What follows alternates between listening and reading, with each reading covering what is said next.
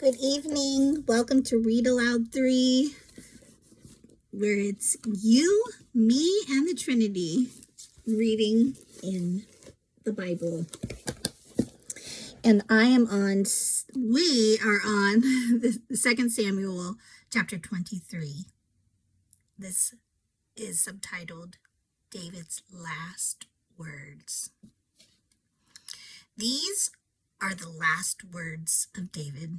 And we have been talking about David for a long time now in this two books of 1st and 2nd Samuel. David, the son of Jesse, speaks. David, the man who was raised up so high. David, the man anointed by the God of Jacob. David, the sweet psalmist of Israel. The Spirit of the Lord speaks through me. His words are upon my tongue. The God of Israel spoke. The Rock of Israel said to me, the one who rules righteously, who rules in the fear of God, is like the light of morning at sunrise, like a morning without clouds, like the gleaming of the sun on new grass after rain. It is not my family. Is it not my family God has chosen? Yes, he has made an everlasting covenant with me.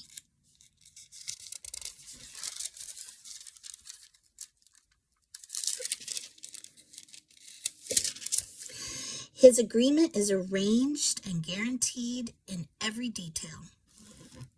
He will ensure my safety and success, but the godless are like thorns to be thrown away, for they tear the hand that touches them. Yes, they do. One must use iron tools to chop them down. They will be totally consumed by fire. And then we're at the next subtitle, David's Mightiest Warriors. These are the names of David's mightiest warriors. The first was Jashobeam. Oh, it's my washing machine. I hate when it does that because it's like starts sounding like, what is going on? Somebody banging on my door. Just doing a spin cycle. The Heshmonite, who was leader of the three mightiest warriors among David's men. He once used his spear to kill 800 enemy warriors in a single battle. I cannot imagine this. Next in rank among the three was Eleazar, son of Dode, a descendant of Ahoah. Once Eleazar and David stood together against the Philistines when the entire Israelite army had fled. He killed Philistines until his hand was too tired to lift his sword, and the Lord gave him a great victory that day. The rest of the army did not return until it was time to collect the plunder. Next in rank was Shammah, son of Agi, from Harar. One time, the Philistines gathered at Lehi and attacked the Israelites in a field full of lentils. The Israelite army fled, but Shammah held his ground in the middle of the field and beat back the Philistines. So the Lord brought about a great victory. I didn't even know there are lentil fields. But that makes sense. Lentils have got to grow. Once during the harvest, when David was at the cave of Adullam, the Philistine army was camped in the valley of Rephaim. The three who were among the 30, an elite group among David's fighting men, went down to meet him there. David was staying in the stronghold at the time, and a Philistine detachment had occupied the town of Bethlehem. David remarked longingly to his men, "Oh, how I would love some of that good water from the well by the gate at Bethlehem." So the three broke through the Philistine lines, drew some water from the well by the gate in Bethlehem, and brought it back to David. But he refused to drink it. Instead, he poured it out as an offering to the Lord. "The Lord forbid that I should drink this," he exclaimed. "This water is as precious as the blood of these men who risked their lives to bring it to me." So David did not drink it. These are the examples of the exploits of the three. Excuse me. Next subtitle is David's 30 mighty men. All right, times 10. Abishai, son of Zeruiah, the brother of Joab, was the leader of the 30. He once used his spear to kill 300 enemy warriors in a single battle. It was by such feats that he became as famous as the three. Abishai was the first famous of the 30 and was their commander, though he was not one of the three.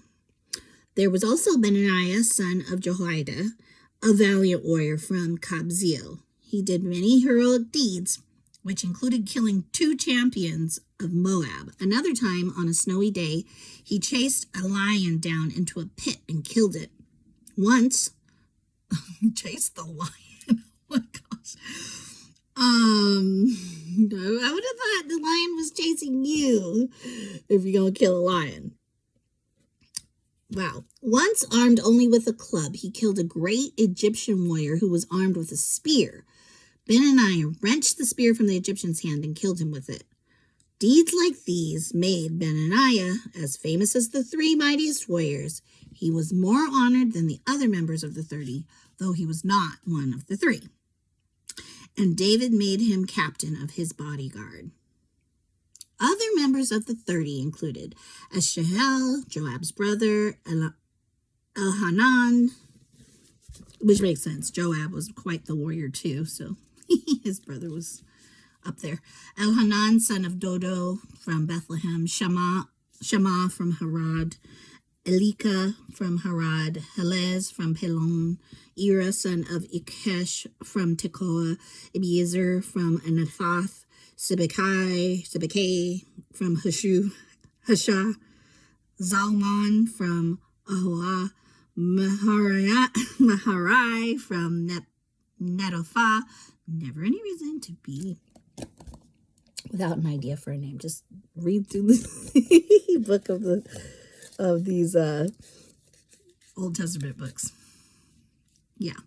Then Heled, son of Banah from Netophah, Ithai, son of Rebbe from Gibeah in the land of Benjamin.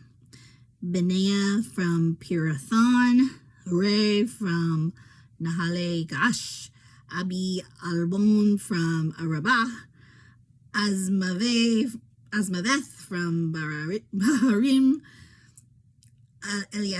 Eliabah from Shalban.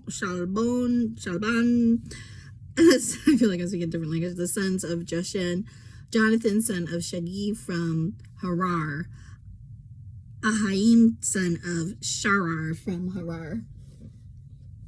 Sorry. Ephilet, son of Abishai from Makkah. Eliam, son of Ahithophel from Gilo. Hezro, like zero now. Hezro from Carmel. Pare from Arba. Igal, son of Nathan from Zobah. Bani from Gad. Zelek from Ammon. Zarahare from Beerath, Joab's armor bearer. Ira from Tatir.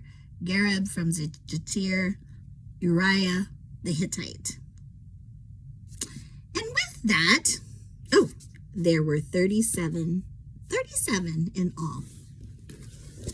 37 is like my favorite number. I like the number 3, because the Trinity, and then I like the number 7 because the Bible talks a lot about. Sorry for this. I just all of a sudden was like, let me check my front door. Sometimes when my son leaves, I just want to make sure okay. And speaking of my son and names, it was very hard for me to come up with a boy's name for some reason. I was like, it's taking me a while, and I was getting ideas. And my brother, I think it was my brother who just introduced the name, because I wouldn't have thought of it for a name, Honor. He's like, it's very masculine, and it's funny because I've heard the name used for girls as well, which I think I agreed with him. But Honor, and then his dad wanted to name him Emmanuel, and so I had a hard time putting, that being his first name, because Emmanuel is another name for Jesus, but it's a beautiful name and it's a beautiful meaning. So I was able to, with those two names, conclude that it would be a beautiful name to put Honor in front of Emmanuel. So that's his name, Honor Emmanuel. And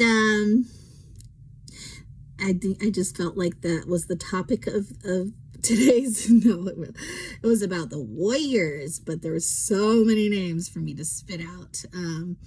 Just was like, okay, this is the name book. There's a little bit of everything in there. But yeah, I think it's interesting about, how the Bible really brings out sort of speaking of honor, the positive side of being valiant and being a warrior, even though it's just like